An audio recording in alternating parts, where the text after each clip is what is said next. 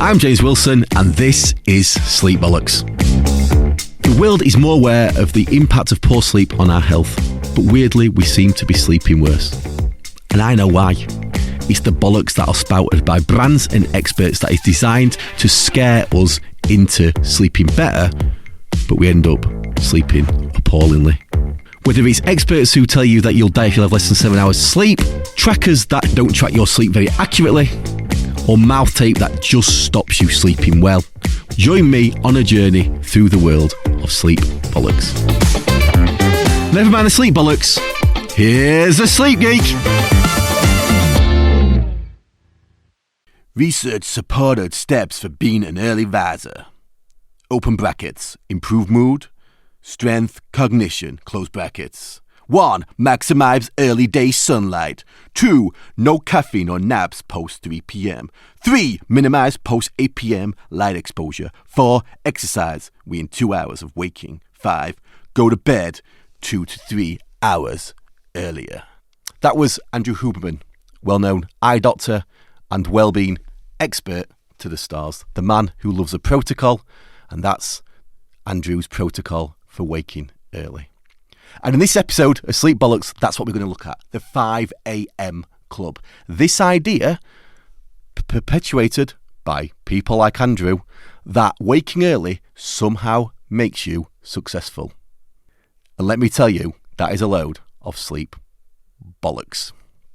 So the internet is full of guff, condwallop, bunkum, bollocks basically, all about how winners wake early. You might have seen Mark Wahlberg's morning routine, which starts at 2:30. You might have seen celebrities extolling the virtues, Orlando Bloom is one, of waking early because they've got more time to be the successful person that they are during the day.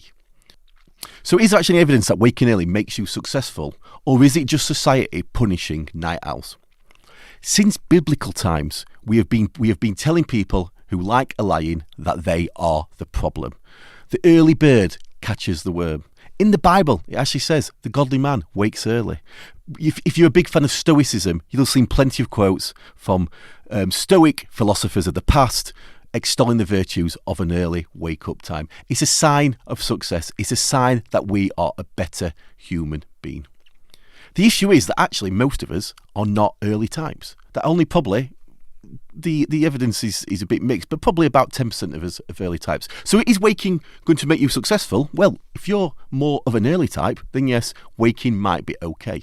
But if you're not, waking early is just going to perpetuate a feeling of failure. You will carry on waking up and feeling incredibly rough. You will struggle to get out of bed. You will need to do the exercise that you've been told that you need to do. And when it comes to going to bed earlier, as the good eye doctor suggested, go to bed 2 to 3 hours earlier, you can't do that. It's not humanly possible to force yourself to go to sleep. So if you are an owl and you go to bed, you normally go to bed at 11, and now, because of Andrew's brilliant advice, you're going to bed at 7, you're not going to fall asleep.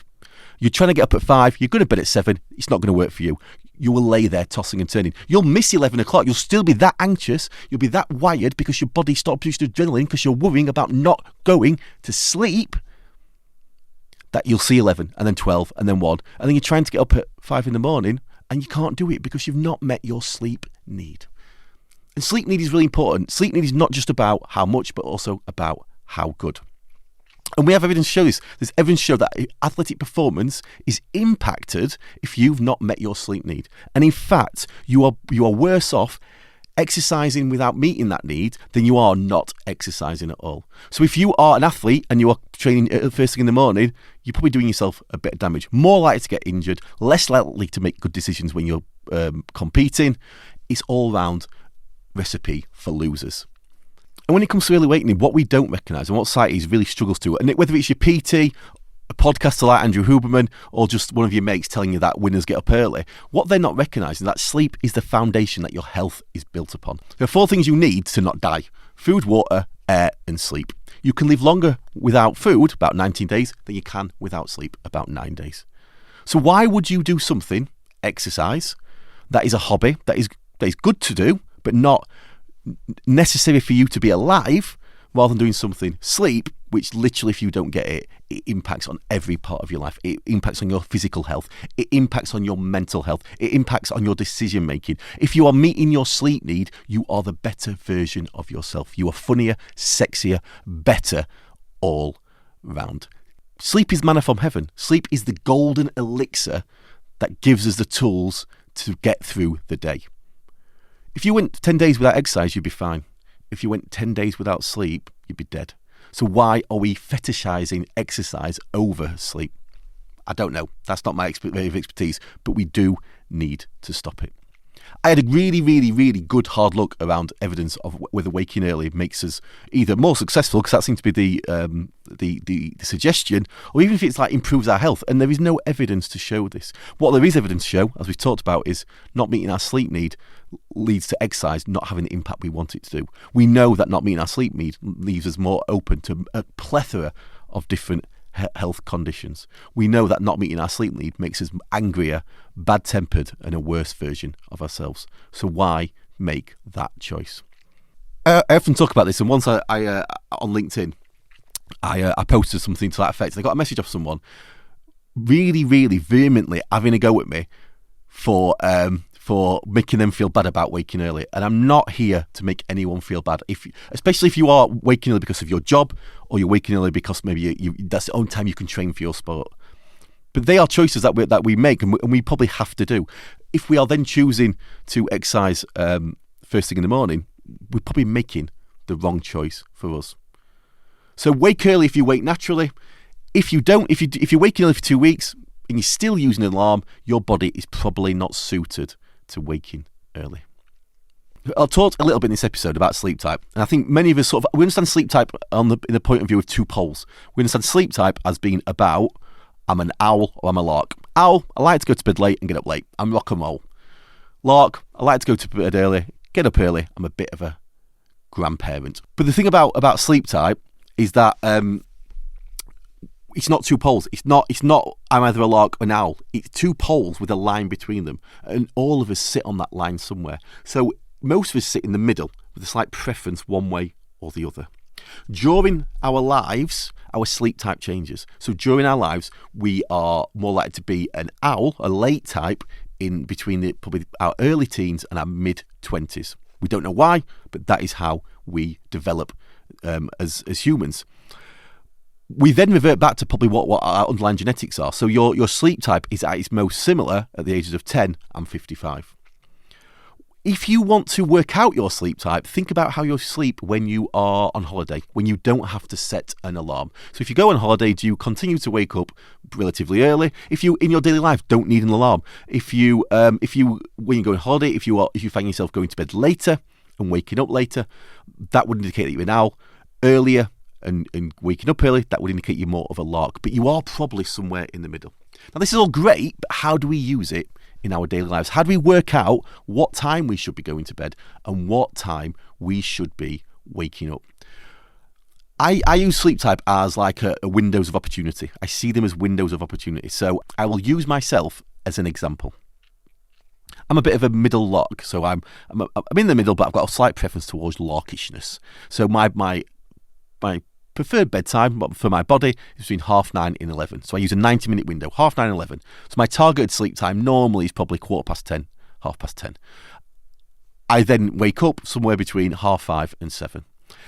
If I meet my sleep need in terms of quantity and quality, which is probably about 6.5 to 8 hours of good quality sleep, by going to sleep somewhere between 9:30 and 11 and waking up sometime between 5:30 and 7, I feel okay.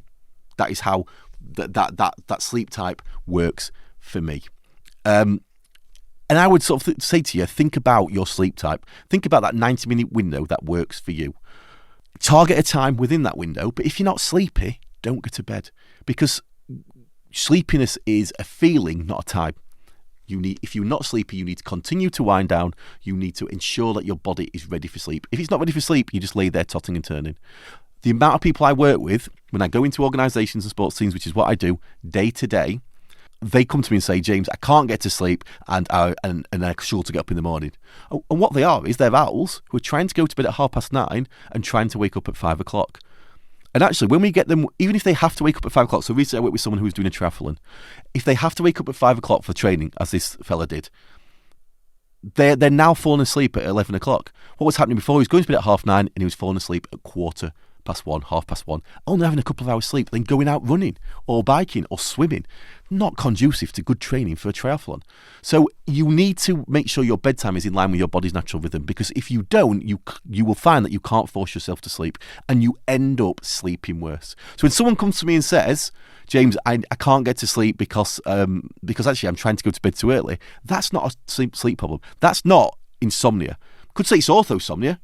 Obsession with sleep, trying to control your sleep, looking for sleep perfection is ruining your sleep, but it's definitely not insomnia. And they will describe it as insomnia. I've got insomnia, I can't get to sleep. I've got insomnia, I can't wake up in the morning. That's not insomnia. I am trying to sleep at a time that my body is not designed for, and therefore I'm getting no sleep. Itis. And if that sounds like you, then I would say, please stop doing it. If you are part of the 5 a.m. club, if you're part of the Wide Awake club at 5 in the morning and that makes you feel better, that's great. There is no problem with that, and you're waking up naturally, I've not got a problem with it. But if you aren't waking up naturally and you're struggling to get up later. Move your exercise to later in the day at a time that's more suited to you, where you're more likely to get something out of your exercise and you are less likely to get injured. It's as simple as that. So I'm just going to tell you a little bit now about what I do as a sleep geek. I am a sleep geek, a man in glasses who knows a lot about sleep, and I am a sleep educator and sleep practitioner. I work with companies as their brand ambassador, currently working with Mattress Online, and I also certify products. Sleep Geek Certified is for brands and products who make reasonable claims about the things that they sell. We're trying to shine a light on those people who do it the right way. We link sleep problems to the products that could help you sleep better. I also run Kitmate, a company that goes into organisations and sports teams, delivers seminars, webinars, drop-in sessions, and we have a digital platform, and we help people in these organisations get better kip. We've worked with the likes of Next, Under Armour, Marks and Spencer's, West Ham United. So that is what I do as a Sleep Geek. If you want to check out more information, you can go to www.thesleepgeek.co.uk or search for The Sleep Geek on your favourite social media platform. So this show is not just about talking about sleep bollocks and things that we don't think is right. We also want to emphasise those people, those products, those experts in sleep who we think are doing stuff really well. And so if you want to find out more about sleep, if you want to listen to another podcast that takes you into a more of a deep dive into the science behind sleep, I would recommend Sleep Unplugged with Chris Winter. It is a really, really interesting podcast. Chris works as a sleep doctor, working in neurology and respiratory, but also works within sports with some American sports teams. And there's some great episodes out there. One I've listened to recently was about can help diagnose sleep apnea, or actually can it? So maybe check that out. So there you go, 5am Club. It's all a bit of sleep bollocks. No real evidence that it helps you be a better person, and actually some quite strong evidence that if you're not meeting your sleep need, you're not going to get the most out of your day. Hope this helps, and sleep well.